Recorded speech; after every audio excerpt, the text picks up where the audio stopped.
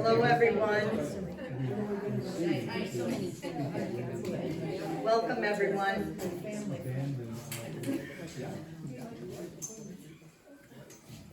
Good evening. I'm Alicia Mazurek, and I, along with Jennifer Oliver, we are the co-presidents of the League of Women Voters of Dearborn and Dearborn Heights. The League is a nonpartisan national organization that encourages the informed and active participation of citizens in government. The League never supports or opposes political candidates or parties. Membership is open to everyone age 16 years and older, and the League of Women Voters wants every eligible voter to be informed and to vote. This program is presented and produced as a public service by the League of Women Voters. So welcome, everyone. This event is being recorded. Wanted to let you know that we're recording it because we have a YouTube channel, and we would like to post this on our YouTube channel so people who are not able to have been attending here tonight can watch it. So with that, I did want to, before I turn it over to our distinguished and knowledgeable panelists, I wanted to let you all know that the League of Women Voters does have a public position regarding public libraries, and I'm going to read it. This is from the League of Women Voters of Michigan. It's social policy positions, and in part, the policy reads, the League supports full-service public library systems. A, public libraries should support our First Amendment right to intellectual freedom and expression by playing an important role in facilitating free and open access to information. B, individuals should be trusted to make their own decisions about what they read and believe. Removing and banning books from public libraries is a slippery slope to governmental censorship and the erosion of our country's commitment to freedom of expression. And C, library staff operating within the standards of the American Library Association should make professional decisions about selection, organization, preservation, and dissemination of resources, services, and technologies without political interference. With that, I'm going to turn it over to our panel. But please note, our external speakers this evening do not speak on behalf of the League of Women Voters of Dearborn and Dearborn Heights. The views expressed at this event are not necessarily aligned with those of the League of Women Voters. And with that, I am going to turn it over to one of our panelists, Zena Aljilehawi. She's a student researcher at University of Michigan, Ann Arbor, and she's going to kick off the panel discussion and introduce our other wonderful panelists. So, Zena, thank you. Good evening, everyone. Like Alicia mentioned, my name is Zena Aljilehawi. I'm a student researcher at the University of Michigan, Ann Arbor. I've been researching book banning for the past 3 years, and under my religious studies mentor, Dr. Joel Geffen. I was appointed by Secretary Benson in 2023 to lead a task force of 34 colleges and universities for student voting rights. The reason why I wanted to organize this event with the League of Women Voters is because the majority of book ban efforts today are not spontaneous, organic expressions of citizen concern. Rather, they represent and reflect the effort of multiple advocacy organizations in order to censor certain ideas and materials. And unfortunately, these organizations have been very successful in their efforts. The Bible got banned in Utah. Stories about Native Americans have been removed from libraries. Narratives about immigrants have been exorcised from our libraries. And unfortunately, many more censorship efforts by these organizations, which is why I wanted to do a panel about it tonight, and I'm very grateful that our amazing panelists have agreed to talk about it tonight, and I will hand it over to them to introduce themselves. Yes, okay.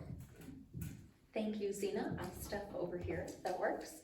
Good evening, everyone. Good evening. We'll try it one more time. Good evening. Good evening. There we go. I know it's Friday evening. It's been a long week. We're so thankful that y'all are here with us. A huge thank you to Zena and the League of Women Voters, my fellow panelists, for being here this evening. My name is Erin Byrnes. I serve as a state representative for House District 15, which encompasses the west end of Dearborn and all of Dearborn Heights except for Precinct 8. And I'm really honored to be here tonight. Of course, we've seen, sadly in our local community, along with the national landscape over the past few years, a rise in these conversations about censorship and banning books. It's definitely been heartbreaking for me to see, but it's also been, I think, an opportunity for folks who want to stand up against censorship and want to see access to books really exercise their freedom of speech, and really demonstrate their beliefs. And I'm one of those people. I've been working with a lot of great folks in our community over the past few years to really stand up against this book banning movement. And I think it's so important to have access to information and accurate information. That's really critical. We know sometimes that people today tend to be kind of fact averse, and we really have to kind of rail against that. So I think this is a great way to do that. And I'm just honored to be here with everyone tonight. I look forward to the discussion, and I will pass it over. Hello, everyone.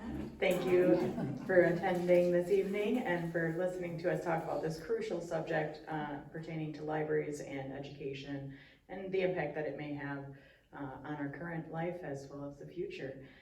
It's something that's very passionate to me because I've been a lifelong reader, and it's something that sort of drew me to libraries and librarianship in itself is because I do think that there needs to be people who are willing to put themselves forward to talk about these critical issues that are about our rights in an appropriate way and to lead by example. So I hope to do that in my role as the library director of the Dearborn Public Library System. And I hope that as you guys get to know me in the city, that you're willing to come and talk to me about any issues that you see with our system or ways that we can improve service and access and information. So again, Betty Adams with the library in Dearborn, and I'm going to pass it on.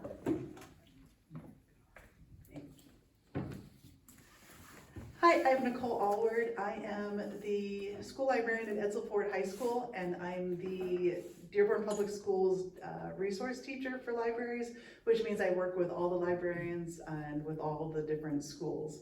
After last year, I've now become kind of a subject matter expert in book challenges because we kind of faced everything in Dearborn. So I've actually had a chance to work with a lot of other librarians in the state to help them work on their policies and how to navigate the current climate. And also I think after all I got to talk to so many people, I learned so much that they made me the Michigan School Librarian of the Year. So after all of that things, they were like, oh, she actually knows what she's doing. So glad to be here. I am always willing to talk to people about this subject because I always want people to avoid, the emotional impact that we had last year. All right, thank you.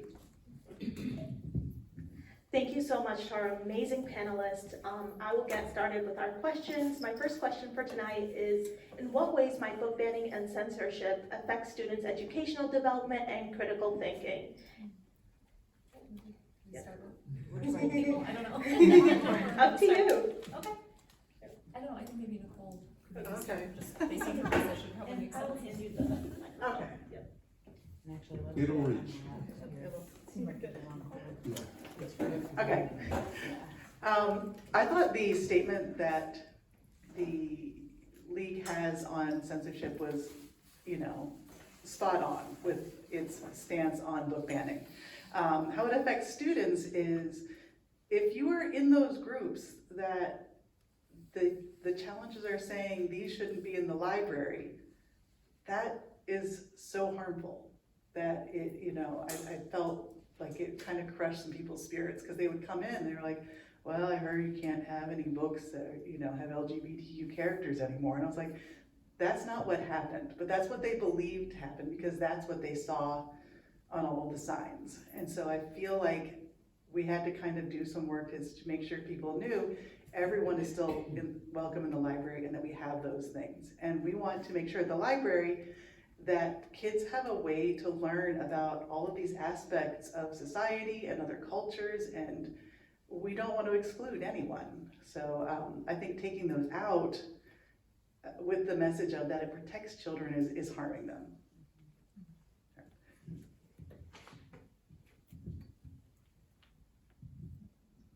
I'll go next. So with education in children, part of one of the most important things about childhood is their discovery. And the way that they discover things is almost through osmosis. It's not monkey see, not monkey do necessarily, but it's, you see a child engaging in nature, they're gonna learn something from that, whether you realize it or not. And so for me, it seems naive to try to remove information from these discovering minds at any age, because you're limiting their abilities and you're handicapping them unnecessarily so by your own fears, is usually what it comes from. These are often emotional calls if they're not organized by larger institutions. It's oftentimes an emotional situation where it is competing with ethical or religious beliefs that are built in the home. But the home is not the community. The home is a part of the community. And the goal of the library in any institution, whether public or educational, is to provide for that whole constituency that come in through those doors. One of the key differences between educational and public libraries is this key terminology that's Latin and loco parentis. And in public libraries, this is part of why some of these will impact schools much greater than they'll impact public libraries, and why it'll dissipate in public libraries faster. And loco parentis is, when you sign for your student to go to school, you are giving them permission to act as a parent on your behalf. Public libraries, that is not the case. So you as a citizen of this country have the right to come into this library and use it. We cannot restrict you. So that's one of the key things, just with these informations, and it may not be even misinformation, it's just not knowing that key difference between our institutions, but we're still unified with the key message of providing information and not limiting people based on their discoverability or based on their interests and their impact therein. Thank you both for that perspective. Would you like to share? Thank you so much. So I think definitely there are a variety of ways in which, censorship and book banning can impact children's education. I'll start with a negative way, and then I'll also share, I think, a positive way, if there's a positive to be found here. So I think on the negative end of the spectrum, of course, there are some states throughout the country, Michigan is not one of them, but there are some states where they are literally changing history, right? They're rewriting history. Folks may have heard that in some states, the story of Rosa Parks refusing to give up her seat on the bus is being reframed and totally whitewashed, and I use that term intentionally. And they're essentially teaching children that she just didn't want to give up her seat. She was just being obstinate, right? When we know, I saw an eye roll in the back, yes, like you roll your eyes to the heavens on that one. It's unbelievable, right? And it's so insulting. We know that Rosa Parks was a trained activist. We know that the reason she didn't give up her seat on the bus was because she was fighting and rallying against this racist treatment, this segregation. This is so important. In Florida, got to reference Florida in this conversation. They're looking at taking, and they may have already, when they talk about slavery, they're not even referring to it as slavery. They're referring to it as, I think, an apprenticeship. Right? It's unbelievable. It's just, I'm at a loss for words for how to even describe it. It's horrendous, and it's racist, right? And so that's at the core of a lot of this. I think there's a lot of racism, a lot of toxic masculinity, all of these really, unfortunate elements combined to create this kind of toxic stew that we see. So in some cases, on the negative end of the spectrum, book banning literally results in the rewriting and the whitewashing, quite literally, of history, which is horrendous and tragic.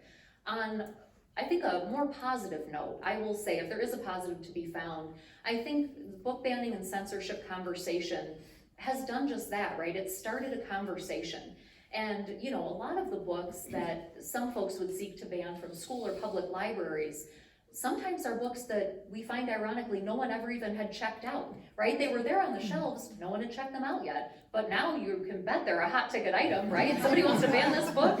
If you're a 13, 14, 15-year-old, somebody tells you don't do it, what are you gonna do, right? We've all been there. So I think That is right, and that's a positive thing, I believe, because it sparks interest and it sparks questioning and conversation. Why is this book something that some folks, not all, but some folks are seeking to ban? What's in this book? Who is this book about? That's really important. So again, if there's a positive to be found, I think that's it. Yeah. Thank you, and yeah, reading is cool again. My next question for my panelist is, how do you balance the need to protect intellectual freedom and community concerns about content? And I will let whoever wants to take this question. I'm gonna unwrap it here. Oh, yeah. Anyone else being bothered by this? I got you, don't worry. There we go, we're all set. So, this one's actually interesting for me because just before I left my previous position, I took the intellectual freedom chair for the state of North Dakota libraries because in 2023 they were trying to change the House Bill 1205. They were trying to change how we classified books and how we defined obscenity. What we use is called the Miller's test, and it was set long before my time by was it the Supreme Court? It's an institutional thing that I just now know about it. However, it is a three-pronged test that is very, very detailed in how you come to determine if something is obscene or not. It's stood, tested, tried, true. It's what we've used. North Dakota was changing it from the language of general population levels of intelligence to a minor. And what I had provided to them was the end result of doing something like this is that all of the books in the library, because we are every area of the library is publicly available, we will not restrict a children's section from people going in it, and we will not restrict an adult section from children going in it. That removes the public part of the public library. So by doing this, you are removing all of the materials above a baby level of education or information, because that's the ultimate goal that would end up if somebody followed it through to the T of what was written. Fortunately, they adjusted some of the language and it wasn't to that effect, but it still references the Miller's test with the minor instead of the general public. So even our legislatures who are in place, me as a librarian trying to say, this is how we actually do this, and them not understanding even what is already in place that we follow is a challenge as well. So having our representatives available to us to hear and to participate in these conversations is also essential to continuing to have this advocacy available to the institutions. So that's intellectual freedom in general, big thing for me. One of the things in the school system, what you kind of touched on, is that we do have different grade levels and we have very specific purchasing guidelines for each grade level. And last year, there was a lot of misinformation about what we were purchasing for elementary schools, for middle schools. So we've had to try and communicate with the public more about what we have in each school, because we had the opt-out form and parents would fill it out for their elementary school child and say, I don't want them to have access to pornography. And we were like, well, lucky for you, we don't have any. And what we would do sometimes is we would invite the parent to come in and look at the library, and then they would come in, they're like, this is not what I was told was here. Right. And then they were very comfortable with their child using the library. We have had very few people actually use that opt-out. And so we're trying to invite people to come in a positive way. We have a lot of conversations with students who will come up to a book and say, this shouldn't be in the library, this is inappropriate. And then it's an opportunity for us to say, it's like, well, if you're uncomfortable with this picture or this book, you don't have to check it out. Sometimes they're very silly. We had a nursery rhyme book where the back of the shirt had it was like an old timey dress shirt that had like a split in the back. And he was like, it looks like a butt. And so, Miss Mary Mack? It was, literally, it was nursery rhymes, and it was just that he was like, I need to take this to the principal, this should not be in the library. So we have a lot of those conversations with students about, you know, if you think that's true and you don't like that, well, let's get a different book. And so we're hoping that building those positive relationships, you know, can help people understand the role of the library more, because we do have very strict guidelines for what we can purchase for each grade level.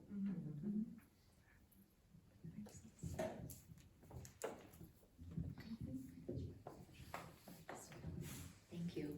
So I love what Betty and Nichole said, and I think, you know, when we talk about balancing intellectual freedom and community needs, it really is about front-loading people with actual facts, right? Like legit information. Here's what the library does, here's how we purchase books, here are the guidelines, here's what's in the library. I think inviting parents, guardians, adults in the home, inviting them into the library spaces is really important. It's a critical part of their child's education. And I think it's important for folks to have a sense of what is really going on. Because oftentimes we see when folks are exposed to reality, a lot of these misnomers, a lot of this hateful rhetoric starts to fall away, right? They see what is or what is not in the library, what is age and grade level appropriate, and they also get a chance to meet school or public librarians. And this is really important, right? Humanizing people and getting a sense of what is really available is important. And I would say, I know the opt-out form or opportunity was mentioned. I do think if an adult in the home, whether that's a parent or a guardian, hears of a book or thinks that a book might be available in a school or public library, they might look at it and say, you know what, I haven't had a chance to talk to my child about the content in this book or this type of story or this type of lived experience, and I want to be the one to have that conversation with them first. That's okay, but again, that's a conversation I think that needs to be had because kids have so much access to information. And what I always find interesting about this conversation about books is that we also have the internet, right? So like books are phenomenal. I was just at one of the Dearborn Heights libraries today. I'm an avid patron of our local libraries, and there's nothing like reading, like having a book in your hand, right? But there's also so much other information out there and ways to access information. And I think we need to be aware of that. Books are not the only space where you might hear something, read something, come across something. Whether you think it's good or bad, whether you think it's age appropriate or not. There's a variety of spaces where folks get information. I think the internet is actually far more dangerous because it is so, just like the wild, wild west, or we're in Michigan, so the wild, wild Midwest for us. But it's just, there's so much out there. So I think it really is about teaching young people how to think critically because they are gonna come across so much information. And if we're not having these conversations with them from the start and really valuing their intellect, that's where I think we run into problems. So I think it's just about treating kids with respect and engaging them in those conversations in ways that adults in the home think are appropriate. Yeah, thank you. To add what you were saying, Nichole, there are a lot of misconceptions about what happens in libraries. One example in Idaho, I've been studying book banning throughout the United States, and one example was in Idaho, a library that won Library of the Year, very beloved by local residents, had a group of anti-book banners show up with a list of 33 books demanding the librarian remove them and demanding the librarian's resignation if she didn't. The thing is, the library never had those books in the first place, and 33 titles were asked to be removed, and she said, I can't remove them because they don't exist. So that's actually one of the very popular mechanisms that people who are involved in book banning do. They don't need to read the book. There are websites like BookLooks, which is a tool that basically creates a censorship scale for certain materials. If a book is really bad, BookLooks can say, this book needs to be removed. And these organizers use BookLooks to go to libraries and say, we need this material removed. They don't need to read it because BookLooks said it was bad. So that actually leads me to my next question for my panelists. What are some of the misconceptions that people have about what librarians do in terms of selection of content? And I will let you guys go.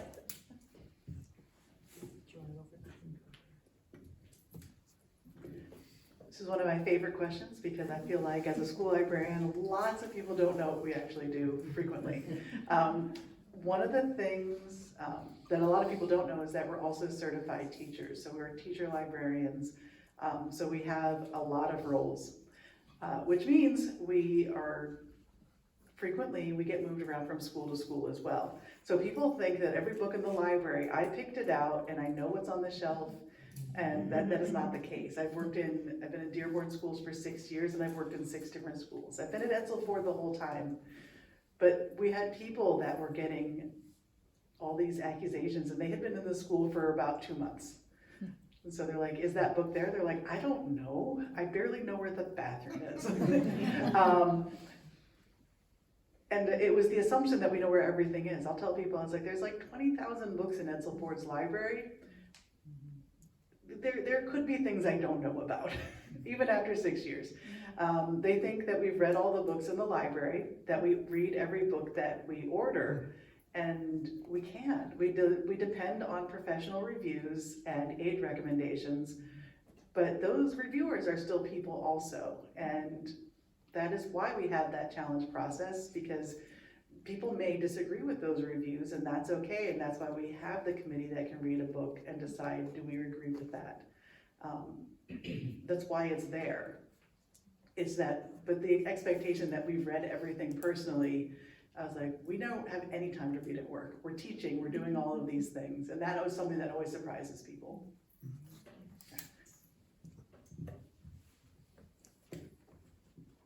And so just to clarify, the librarians in the schools are teacher librarians. I opted out of teaching. I have 2 littles now, and I'm appreciative of those who. And I do have to say that with that local apprentice, I applaud any person who is willing to put their self in the line of fire in schools and school libraries in particular, due to this conflict of a very contentious situation where parental rights are the key factor. As a parent, let that be known. But as we go with selecting content, she is correct. Most libraries and librarians are well equipped with our own review resources that we review on top of their reviews. Then we go and see, is this fit for our community? Is this just another James Patterson? Everybody knows he has his whole section in every library. Or is it a one-off that may or may not get a hit? Part of the issue that librarians have to weigh is it's not our money. For the public librarians, we are very well aware it's not our money. And this is something that I've heard in government is a healthy budget, and I squash that. There's no such thing as a healthy budget in a library. Everything can be taken from us at any time by those who we are supposed to be serving. And I take that very seriously. So when we select materials for our collections, the first person we're thinking about is our community and who it encapsulates. One of the things as a public library director that I am advocating for is public engagement and feedback. You tell me that you saw on TikTok this book that's coming out in 2025, and you send it to our recommendation form on our website, or you even chat with me. Jerry's my contact. Any of you have any recommendations? Genuinely, we're at the end of the budget. We're trying to spend it. You can recommend all the books you'd like. And then we see if it's available in our community. If it's made by a patron, I've told my staff, we want to support what our interests are of our community. Those are priority. And then the other reviews and things like that, we weigh against what we're seeing and what we're seeing checked out. So we're also looking at the data behind our previous engagements with our communities and what they're using to help influence what we buy in the future. So there's a lot of factors that librarians weigh. They are accountants, they are the reviewers, and they are also the ones who determine, well, these patrons I know will come in and that romance section is always popping, this is gonna go. Versus well, this is a spiritual book about how to use urine to cure cancer. That is a real request. It really did get added because actually the doctor was a certified doctor. There was no other reason to not add it because it was a patron request. Guess what? That book went around the state of Michigan through Interloan. It was a hot cake. I don't understand. So just so you're aware, this helps not only your community, but it helps us understand all communities within the system, because we are one of the most connected states. So I want to let you know that in this talk. With our interloan system, we are connected with over 400 institute libraries across our state. That is not in every state, and that is a very good benefit.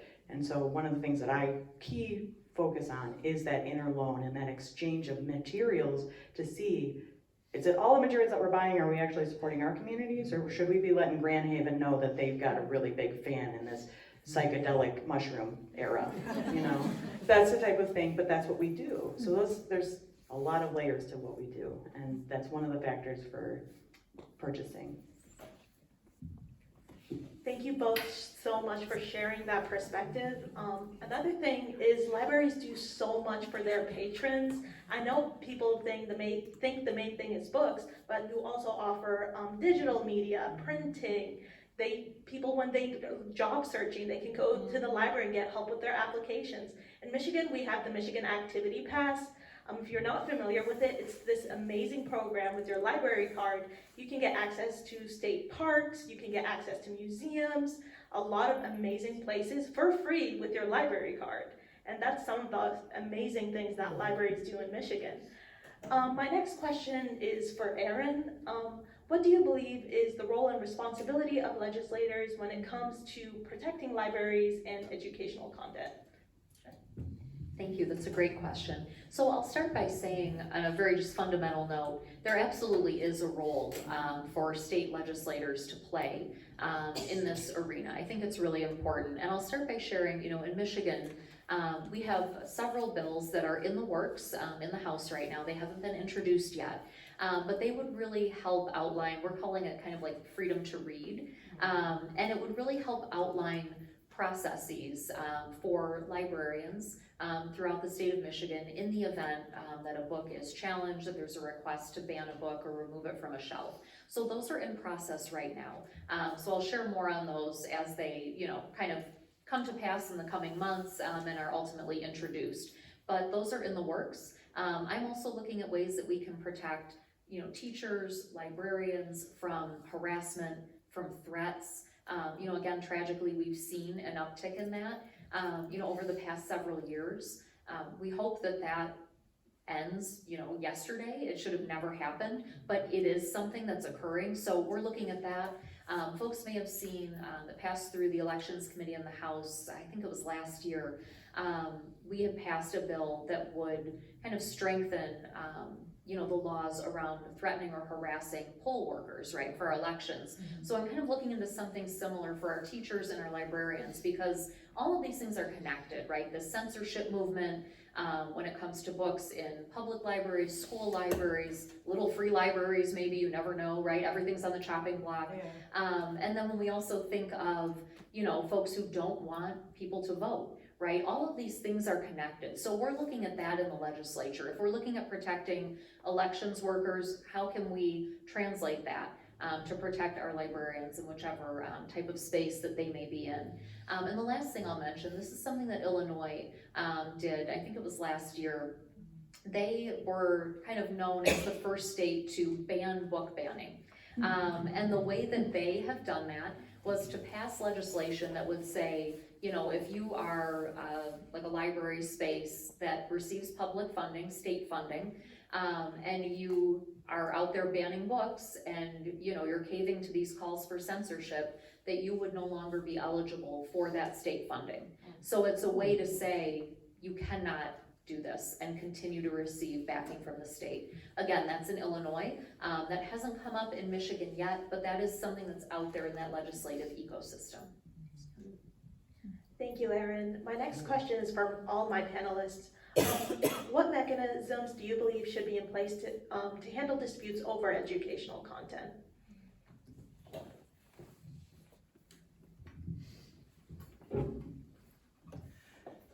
One of the things that kind of backfired last year is that we were in the middle of reapproving our book reconsideration process. It was like on the August retreats agenda to reapprove, and we hadn't really changed that much. And then it didn't get finalized and they kept adding to it. So the process is longer than it was. So I always say having a good process in place is essential. And once we got there, it's been great because what we've added is collaboration between the libraries. So if you go to one library, you're going to get the same answer as another. And no one makes a decision based just on their opinion. Because we have 3 high schools and I think 7 middle schools. And so when we have something brought to us, we're like, I understand, and we listen, and then we get together and we look at it and decide as a group so that we're not pitted against each other.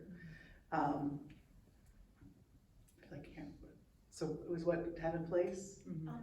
Mechanisms. And so that was one of the things that really, that no one gets targeted individually also because of that. And now we also have a better communication process, so if something happens, everyone knows about it.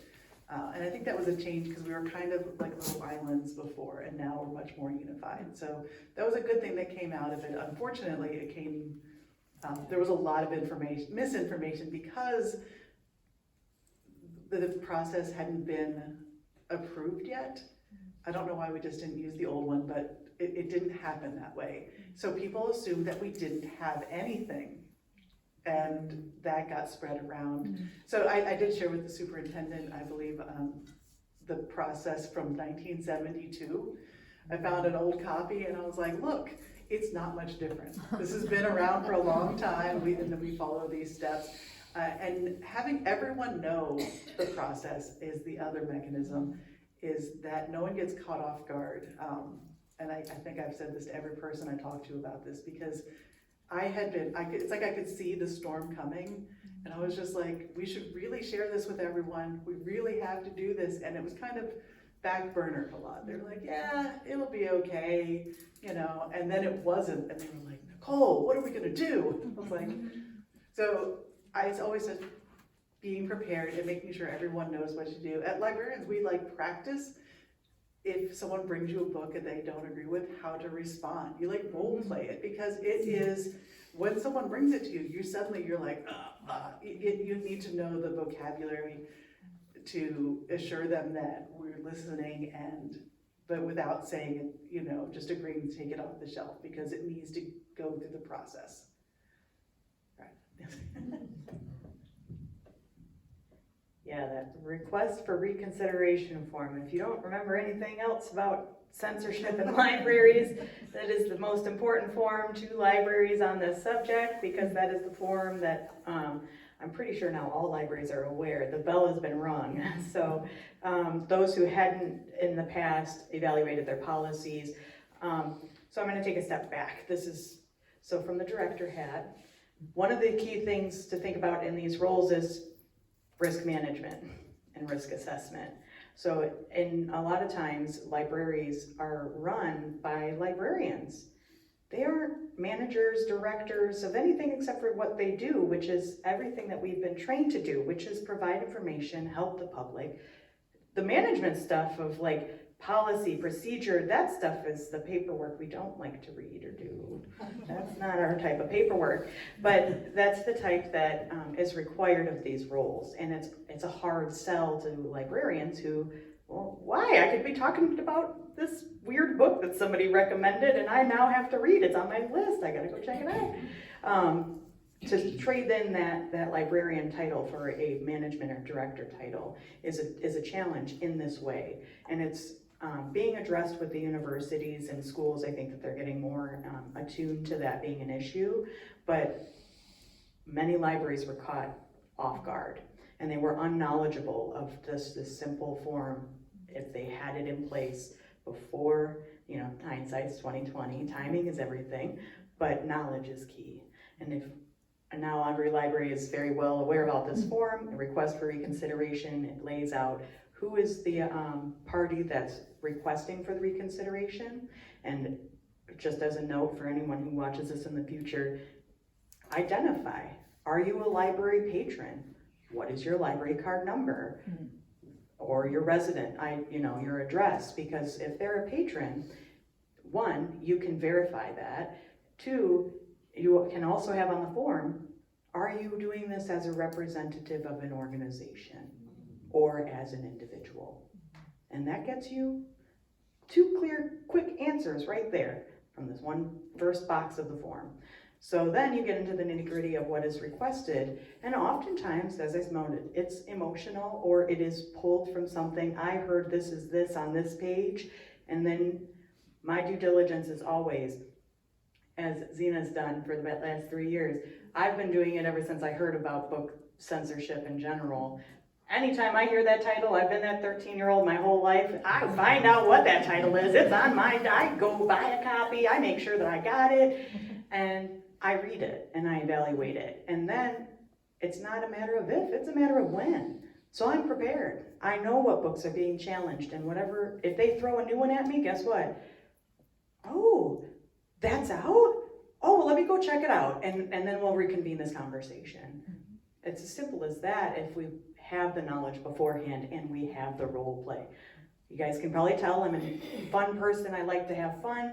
Role playing with staff, oh my goodness, if you were able to get in their face and just start going at them, as we've all had that McDonald's employee video, we all see how bad people can get.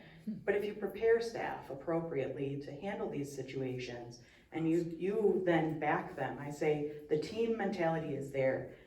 I played tennis, so you play in the back, you're the support. If the first person says, got it, and then they say, don't got it, you're running. So that's, as the team, you're supporting one another. So when she says, I'm sorry, that's a form, that's what our policy is, she calls over the supervisor, guess what I'm gonna say? Oh, you're absolutely right, that's totally fair, you have your right to your opinion. Let's fill out this form. Well, I don't wanna fill out a form. Would you like to speak to the director? We'll go get her. Hi. How can I help you? So, again, united front, and I love hearing that it's throughout the schools as well. But we're getting our act together in that way. And it's, again, people aren't aware that librarians are the ones who are running it. We are running it because we care. We're not running it because we're politicians. We're running it because we want to serve. The management side is just, okay, we'll do it because we got to get the bills paid, you know. So I think that's a change also that's happening on the library side insofar as the mechanisms. We are reinforcing them and appropriately so. And to be fair, I'm not criticizing the people that didn't see it coming because it caught us all, the magnitude of it caught us all off guard. Exactly. We were like, we were working on it. And can spiral very quickly. Yes. And So. if a policy is not officially official, you fall on the last one. Yep. But that's, again, Yeah, it was. yeah, it's management. It's one of those where it falls, yeah. We all know it very well now. Yes, yes. Yeah, I guess one thing that I've learned in my research is for the past 3 years, the majority of these groups that advocate for book banning, some of these groups have over 200 chapters nationwide. They have over hundreds of thousands of members. Some of these groups have existed for years, but 70% of these groups, as identified by PEN America, were formed in 2021 or even more recent than that. This is a very recent, targeted effort towards librarians and our educators. It's very unfortunate to see, and a lot of my research, from what I've learned, is like, it's not spontaneous. This isn't just like parents being concerned.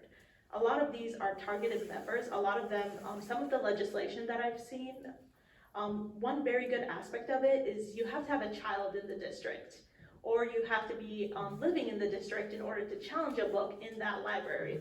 Because there have been instances in Florida where a senior citizen who did not have any children did not even live in that district, submitted 1,000 challenges to books in that library. Yes. So I guess my next question would be for Erin. What feedback have you received from educators, school administrators, and librarians about book banning and censorship? That's a great question. I think that senior citizen in Florida needs to find a new hobby. That is a request, my goodness. That takes some effort. So I think, in terms of feedback from educators and librarians, and, I take a lot of different meetings in Lansing. I meet with folks from our Michigan Library Association, American Library Association, our local librarians and teachers as well, who do such a phenomenal job. And I will say, I think the feedback on my end has been fairly consistent, and it's usually kind of a two-pronged thought process, really. One is, I think, kind of an element of still kind of shock and fear a little bit, because this is shocking, right, that this is happening now. I know we referenced something from, I think, 1972 earlier, right? You tend to think that some of these mechanisms for social control, which is what censorship is about. It is about social control, straight up, all day, every day. And you would think that a lot of those mechanisms were, decades ago, but they are here and they're at our doorstep. So I do think there's that kind of emotional reaction, and I have that too. So I think there's that. I think there's also a real sense of strength in terms of response to this. And there's a level of organization. I know, our two panelists who serve as librarians just referenced, like, top to bottom, here's what we do, here's our process, here's how we support each other. That's really important. So I think that's part of the feedback too, is like, one, this is shocking and it's pretty scary at times, but two, we are organized, we are trained professionals, we're here for the right reasons. We want to support our community, we want to engage with people, we want people to have access to information and access to books that really frame a variety of lived experiences. I think that's really important too. So those are a lot of the things that I hear, right? You have that initial emotional reaction, and then you have, wait a minute, we've got this. We know what we're doing, we know what our processes and procedures are, or what they need to be, right? If there are gaps in that in any way. So I think that's part of the feedback I've heard. And then, as I referenced earlier, we're looking at ways to help just protect and strengthen those laws around classroom teachers, librarians receiving threats or being harassed in some of these spaces. And that looks different, I think, across the state of Michigan, depending on the community. Some communities have seen, a rise in the censorship movement far more than others. And as Zena mentioned, a lot of it is organized, right? You would think, maybe it's organic, right? Someone was sitting at home and came across this title and thought, I don't like that, I'm gonna go, challenge this at a school library or a public library.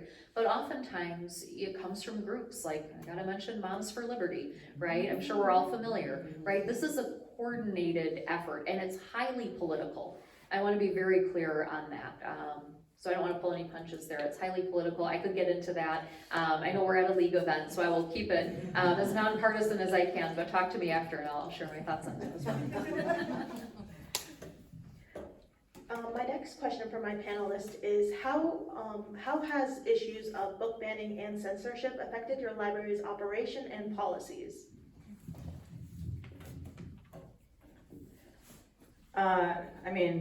Challenge accepted is the way that I take it.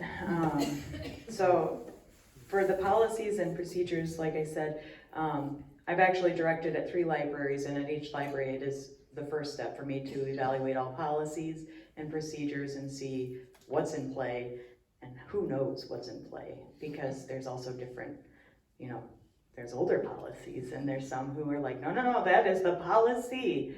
And so correcting the record is where you start for sure. But I think, all right, reframe the question, because now I'm off on a tangent. You're good. How has the issue of book banning and censorship impacted your library's operation and policies? So again, starts with the policies, thank you. I wanted to make sure I was on the right track. And with those policies, again, looking at the community that you're serving, and are they serving the community appropriately? Because every policy is not going to be the same for every city, determined by your community's values as well. So that's a key thing too, is we do share our resources amongst ourselves, but we evaluate them as well for how they fit with our communities. And I think anyone in that leadership role should be doing that from the start of any evaluation process. So for me personally, that's how I approach not just censorship, but overall how we do operating business. And again, risk management, risk assessment. Oh, if you don't have your little devil on the one shoulder telling you what is the worst possible scenario, find that friend in your organization to do that for you. and review the policies or procedures for those loopholes or those infractions that may come from them. Because we all have that pessimistic person who can definitely pull out a negative scenario out of the text and review it and then evaluate. And again, you role play. What is the reality that this will happen and things like that to be able to evaluate the effectiveness of it before you implement it. But again, making sure that everyone's aware of when it starts and when the other one stops is key as well.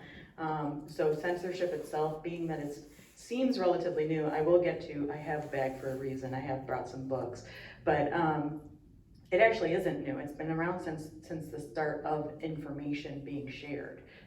Different people have always been trying to harbor their own information. I mean, we even see it in institutional knowledge. People, I'm about to retire, and no, I'm gonna shred every file. No, I'm not gonna give that off to who's coming in after me. No.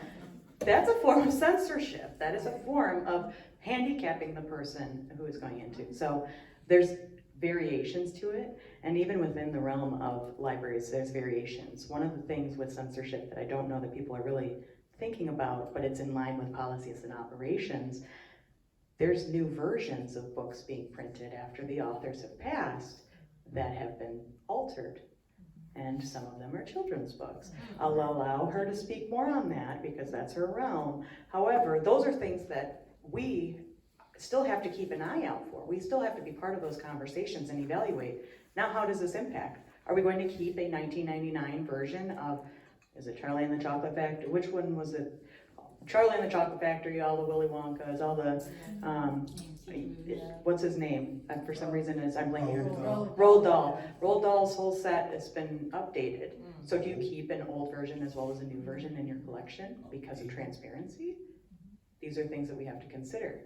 On top of that, do we have the space to keep both versions? So things are happening all around for it. I touched on a little bit that we did have some good impacts. We are definitely more united, and we collaborate more on our book orders, which was a good thing. It has also made more paperwork for us. Now when we place our orders for the schools, we have to have it approved by 3 other librarians. And that's just to kind of, make sure that we're all on the same page. So it's good in some ways, but at the same time, it takes a lot longer to get your orders placed. We also do something where it's called weeding, when you take books that are outdated off the shelf, and now we have to, for every book that we take off the shelf, we have to code why we removed it and give it to the board. So there's more checks and balances in place because of this now. I don't think it's all bad, it's just more paperwork. Exactly.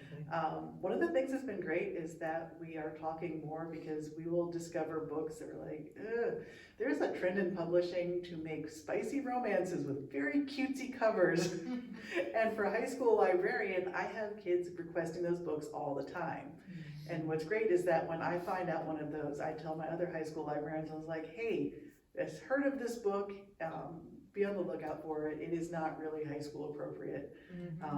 Because publishers are They're getting a little sneaky with it, because I had a teacher come, they're like, yeah, I read it. No. Which is something that people don't always know, is that I tell kids no all the time, and they'll come in there and go, you get this, and I was just like, whoa, too spicy. And so we treat it with funny, but we do have things that we follow when we purchase books. Exactly. Which sometimes I think in the public, they think that we don't. But so those checks and balances have been a good impact. What I worry about is the ones where librarians are self-censoring to avoid conflict, because that part is harder to track. We do look at our library collections. There's like automatic ways to analyze for diversity and for those subjects, and so we can look at those and look at areas that we need to improve, because I don't want people to avoid books that maybe touch on addressing racism because they're afraid that maybe it will trigger a book challenge. I was like, we want to make sure we're not doing that, and that's the more, it's hard to make a policy about that. That's where I say challenge accepted. Yeah, so the policies aren't bad, they just make it a little bit more work sometimes.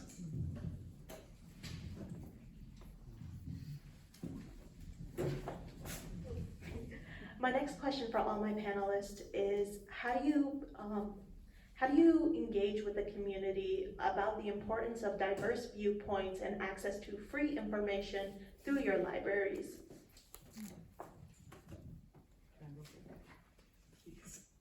You me? No, you. You can be first on tonight.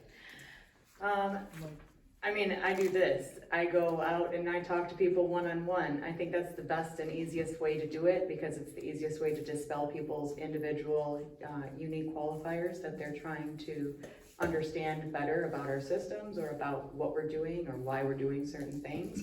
It's hard to answer a group's question because a group doesn't have a question. They're all different questions. That's why lines form at groups. It's not because they all have the same thoughts. And I think that it's very, it's the way that I've viewed it since I've even joined libraries is libraries have had a history of not knowing how to advocate for themselves. And they advocate for everybody else. And the issue is now they don't know how to turn it in on themselves because again, we want to give. We don't want the recognition. We want to be able to just do our jobs and go home and be proud of the work that we're doing. But when you look at what libraries are, what's happening with libraries, the thought that we are only books is the big thing. And that's why book challenges, I feel, are a bigger thing now is because that's what people are hanging on to is that concept that we are only books. And so my job is to change people's perceptions on that. It's not books. We never were actually supposed to be about just books. Libraries were created to have debates. They were information exchange locations. Just put into one word. So just because the information's route has changed to digital formats, that is the hanger-on of past beliefs of libraries is that it's only books. The books are just the modality of expression. The information is the core of what we do. It doesn't matter the format that information takes. We want to share it with you. And I think that that's one of the biggest challenges for librarians themselves currently is returning to the information aspect, not just the modalities of our service, but the core of it. So I think most of my interactions are with students and sometimes with parents individually. And then I also speak at events like this. The Michigan PTA Association had a conference a couple weeks ago and I went and spoke there with a group of librarians. I always felt like last year I did not speak at the board meetings. And sometimes I think, I don't know if it would have been worse or if it would have helped. I felt I'd become a very controversial figure for a little while. I was their favorite person to hate sometimes. And so I thought, they weren't listening, is it gonna make it worse? So I haven't, the people that were challenging the books never spoke to me last year. So that's one of the things, they spoke about me a lot. And so I felt, I kind of was like, I didn't think I was emotionally, am I just gonna be tortured more by this? So I just kind of tried to take the high road on it. I'm hoping that going forward, we can have more of a conversation instead of just a one-sided, where people were just bad-mouthing librarians and libraries. Because they didn't want to hear anything different, I felt. It was kind of just, there was a lot of yelling. Anyone who watched the board meetings, there was a lot of yelling. But where I think my strength is with individual conversations with people in those, come talk to me about the library. I'll show you what we can do, what we do, what our goals are. If I can add, and director hat, not just librarian hat, that's part of it. As a director, I am actively talking with city council. I'm actively at city council in the wings, even if it's not necessarily something of my item that's on there. My presence is there because if it is something that can tie into the library or how we do outreach or how we improve our services, I want to know about it and I want to be able to be present and take action sooner. Oftentimes, the 9 to 5 schedule is what people stick to, and in certain positions, I think that that's where your flexibility needs to come through, like being available for these types of meetings or opportunities to talk with not only your community, but to represent the library appropriately, and that's sort of the director side of what I was saying earlier about advocating for ourselves. That's also with the institutions. You know, a librarian promoted up to director may not know that they should be attending city council and maybe should be doing quarterly or every 6 month, you know, hey, this is what we've done in the past quarter or past half a year. This is how we're doing, this is where we're going, you know, to address the community in these appropriate places. Similar to that, and not knowing if you're comfortable in those places or even welcome in those spaces. So opening those conversations happens by having it first with somebody. And that's where I say being in the community is the best way to get these conversations and having them take some skin. I just wanted to add, the community members that did speak at the board meeting last year, I was so thankful for them because they had a huge impact because their voices were heard. The school district was hearing me separately, so they knew what my position, but the community members' support was huge because they were getting the perspective that not everyone agreed. So thank you to everyone.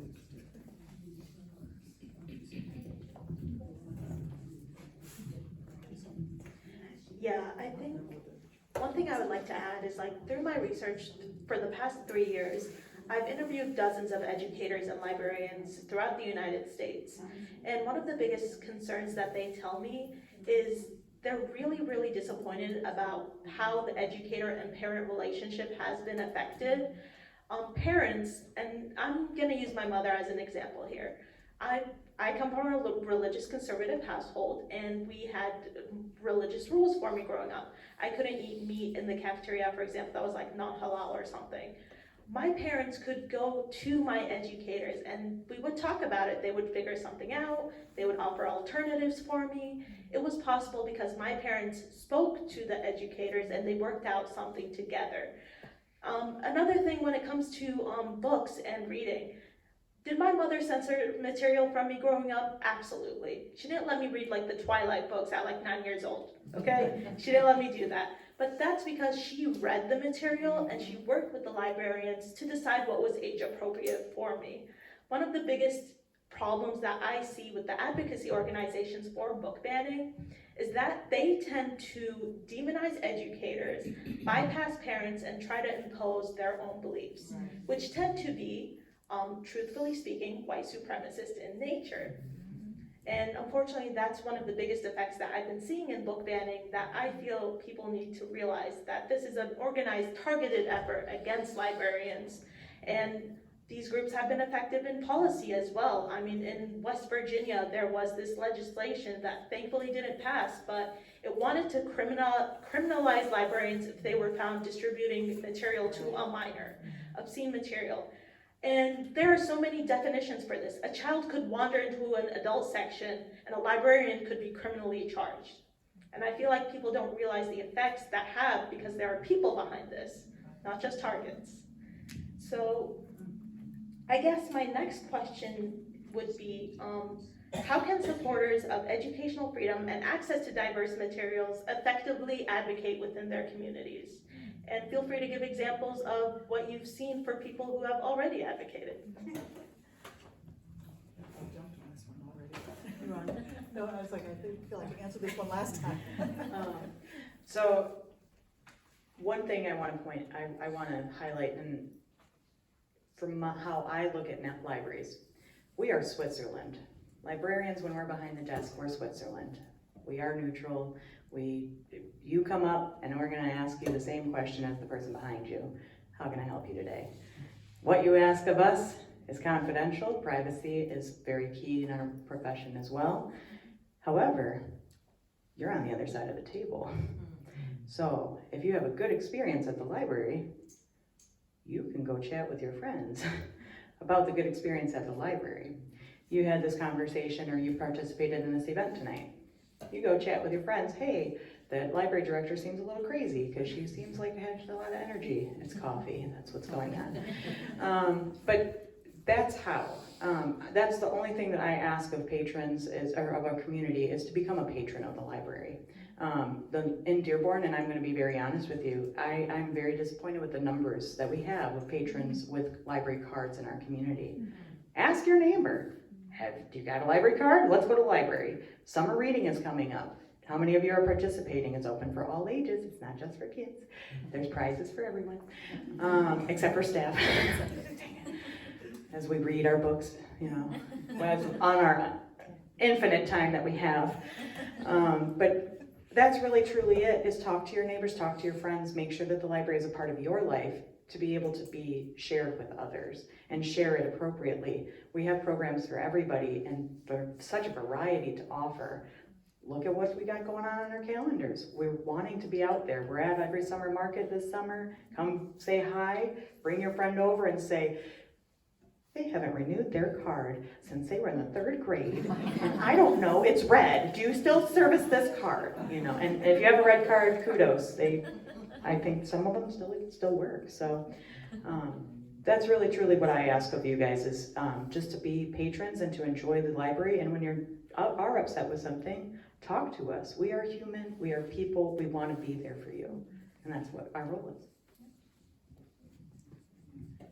One of the things someone had mentioned earlier, we do have the book reconsideration signups. It's basically so we have a list of community members that can be, if there's a book reconsideration, you know, you might get called to read the book.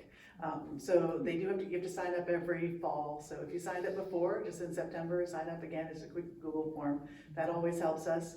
One of the things is people don't know how thin the librarians are spread. Because say it again. Say it again.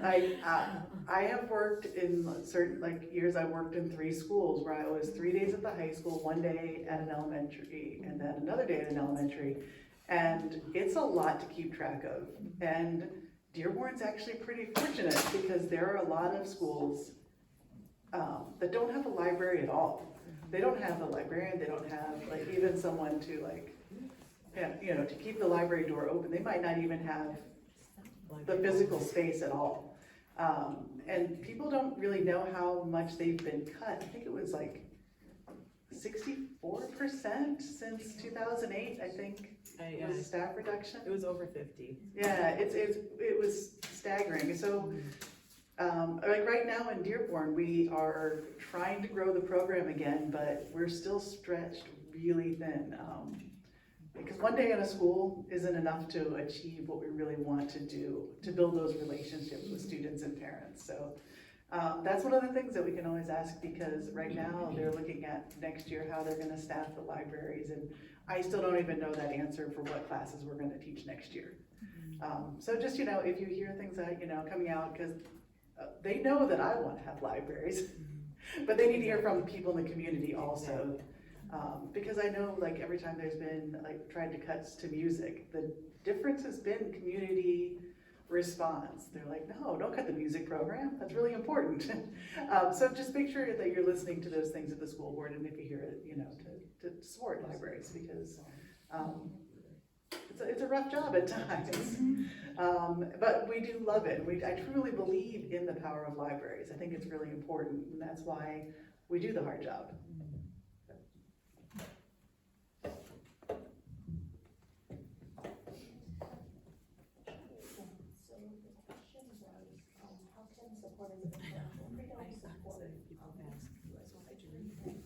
Awesome, yeah.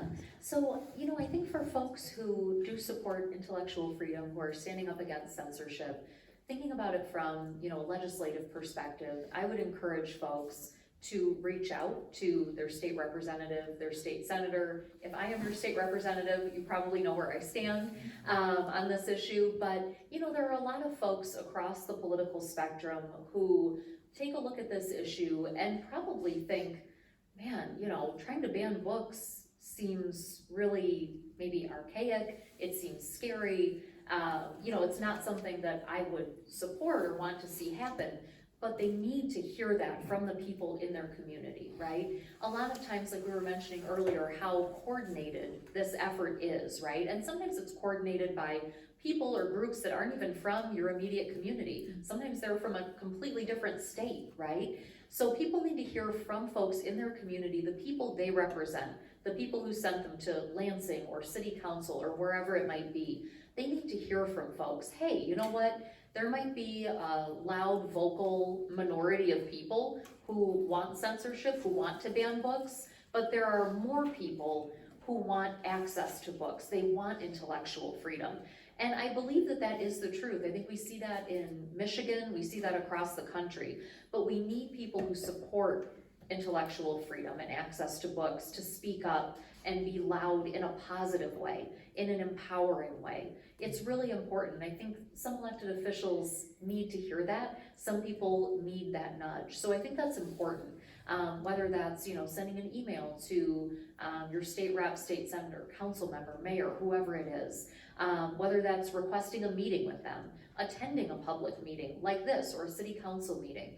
These things are really critical, and these are ways that you can engage. If you're an elected official, you should be having public meetings, coffee hours, events like this. And I would just encourage folks in this room and beyond, I think when you leave here today, if you can even reach out to 2 or 3 friends or neighbors and make sure they know who their elected officials are, make sure they know how to contact folks, encourage them to join the league. That's a great way to get engaged, right?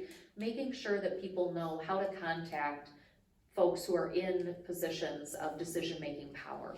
I think that's really important. We can't afford to just sit back and be silent and think good thoughts in the comfort of our own homes, right? We have to be uncomfortable in spaces. And I think that's really important when you're really advocating for that intellectual freedom and access to books. Thank you all. These were all amazing responses. And I guess just from like a young person's perspective, I work a lot in like student voting, student registration, basically acting. My position when Secretary Benson appointed me was to act as a bridge between students, my classmates, and legislators. Biggest thing when I talk to my classmates is like, well, they're a legislator, how can I talk to them? They kind of seem in these ivory towers that students don't really feel like they can access. So one of my biggest roles has been really advocacy and awareness, like email your local legislator, especially in local politics, because those are the ones that tend to be neglected the most and have the least amount of participation. I mean, if a local representative gets like 20 emails about an issue, their staff is gonna tell them, you got 20 emails today, you need to pay attention to this. So it is very important to highlight, the effect of local advocacy and talking to your legislators. Thank you to all our amazing panelists. I appreciate all your responses tonight. I do want to end our panel for tonight on like one quick note with some statistics from the Michigan Library Association. They conducted a survey of library patrons throughout the state of Michigan, and they found that 71%, which was a solid majority of respondents, gave their local libraries in Michigan, including their local public libraries, a positive rating. Only 8% gave a negative rating, and 21% were undecided. And a solid 83% majority of respondents support state legislation that would protect the right of the public to read what they wish in their local libraries and not have book bans. And this is an opinion from all sides of the political aisle. It includes 95% of Democrats, 89% of independents, and 70% of Republicans support the freedom to read and let people choose what they want to see in their local libraries.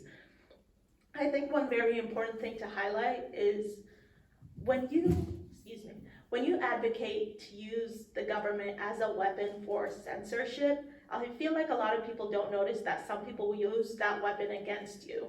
And that leads to culture wars. It leads to the very division that we see in our libraries. So I think it's very important that we stand up to censorship, because part of my research for the past 3 years is looking at historical trends of book banning. Nazi Germany targeted librarians, it targeted Jewish professors. It got rid of all those materials. In fascist Italy, they got rid of materials as well. My point being, book banners have never been on the good side of history. And I think it's very important to note that. So I know Jen wanted to make some closing remarks. Is it possible for questions? What time is Did it? we have any questions? Yes. Yeah. If you're closing? We do have, I believe, like 10 minutes for Q&A.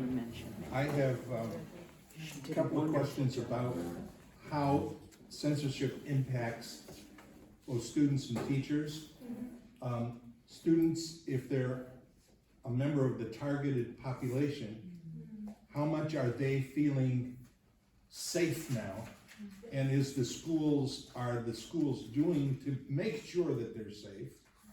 And two, how much has this impacted the ability of teachers to talk about controversial issues and to feel safe as an educator in being able to explore those things and to discuss them within their classrooms? Because I suspect that a lot of teachers feel like, because of this, I can't speak up about these things, about racism, about slavery, about immigration, inclusion, any, people that are different than the norm. And I just wonder how much that's impacting and how much that you see that impacting both students and teachers. So I can answer your question from a student perspective, because based on my research, a lot of has been around that. 40%, according to PEN America, 40% of all book bans target authors and people, stories of people of color. Some of that, like Erin mentioned, was the story of Rosa Parks in Florida and history textbooks. Some examples I have seen was in New York, where a lady who runs small libraries, little free libraries, was asked to remove material from a local elementary, and she found the books were about immigrant children telling their stories living between two border towns, Tijuana and the American side. I think it is very demoralizing when you see a child's stories removed from a library. And I've seen a lot of arguments that, well, if you can buy it on Amazon one-day shipping, it's not really banned. But the truth is like, I grew up as a poor kid. I did not have access to library materials. My mother took me to the library and she would let me choose 10 books that I wanted to read. My mother could not buy all of those for me. So I saw myself in libraries and it really built who I am today. And I feel like poor kids should have the right to read. And I feel like that's an important part of that conversation that should be included as well. But the LGBTQ population was Yes. the targeted population And to a yes. large extent in Dearborn. And Yes. are they protected, and are teachers in the school systems feeling like, I can't talk about these things? I think that's a really good point. I will hand it over to them as well. So yeah, I'll let you take it over. Not with the schools. I would say, yeah, there is a lot of pressure that we are supposed to be Switzerland, and that's a hard thing because kids want to talk. I will tell you that in the library, everyone knows, even though there's no like outward symbols, they're very comfortable with talking to me. And I had a lot of conversations last year because it became a thing. Is the only Dewey number they knew was where we had the nonfiction books about gay families and about, the history of the Pride movement. Because then they would go find them and then put them in display at different places, or it became kind of a joke. And then I would pull those students aside. I was like, that's not how we treat people. And so I had to have a lot of those conversations that are hard conversations because of that, because they were watching kind of what was happening in the community and the things that were written on signs, and it almost kind of, they felt like empowered to do those things. But I had a lot of conversations, less like, I'm not from Michigan, I lived all over the place, I was a military brat, and I said, and I will tell you that where the school I taught in Maryland, we only had one Muslim family, and when the oldest daughter started wearing hijab, do you think I let people make fun of her? And they were like, oh. I was like, we don't make fun of people for who they are. That's not a good thing to do. And the principal has been very supportive as well. It's just that when you've had to have those hard conversations, it's very difficult with also maintaining the Switzerland, because internally, you're just like, oh, I want to say so much, but you're trying to make it a learning moment for the students about focusing on, even if your religious beliefs are different, that doesn't give us the right to make fun of people and treat these books like they're a joke. But there's a lot of work to still be done. But I have conversations with students all like that in the library all the time. And I think that's because I've been there for a while, and so we have those good relationships. And it's been much better this year. So I feel like we've made progress, but there's still obviously room to grow. Are there any other questions? I just have a comment, and that John Oliver just did a whole thing on libraries this week. I don't know if you've seen it, it's hilarious. I think you'll all enjoy it. I'll have to look at that. I just want to reiterate that the League of Women Voters, we're going to probably have people running for the school board next year. And we'll be putting out what they stand for. And that will be another thing for us to encourage people to vote. I just, public service announcement. Yeah, looking on the bright side of book banning, it's the one good thing it's done is have had people pay attention to school board elections. People are starting to realize about the importance of local elections. So yeah, thank you for doing that. And yeah, it's always awesome to have members of the community represent what they believe in.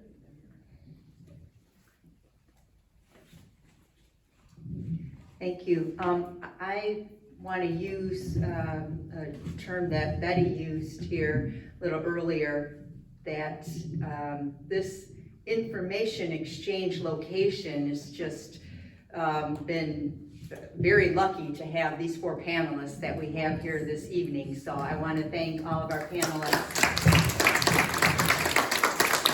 Zena, I want to thank you for leading the panel. Erin, thank you. Betty, Nichole, thank you for your perspectives. And thank you for taking the time to come here this evening and talk to us about this important and crucial topic. I also want to thank our Vice President and Advocacy Chair, Karen Jones, for all of her incredible hard work that she's been doing.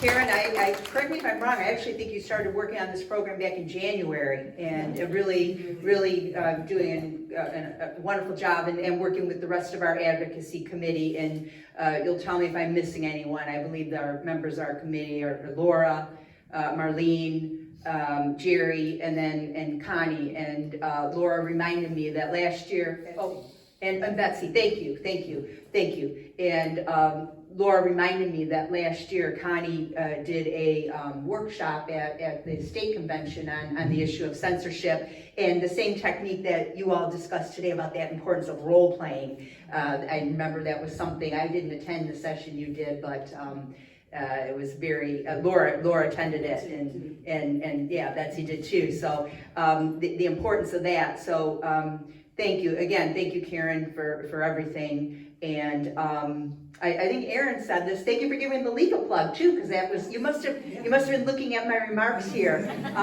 If anyone is interested in learning more about the league or joining us, please talk to me or anybody else here. We'd be happy to talk to you. There are some members here, but I also see a number of faces here who aren't members, and we would love you to join us. So again, thank you. I want to thank everyone for coming. Have a great evening, and also very importantly, I hope everyone has a wonderful, happy Mother's Day and a good weekend. So have a great evening, everyone.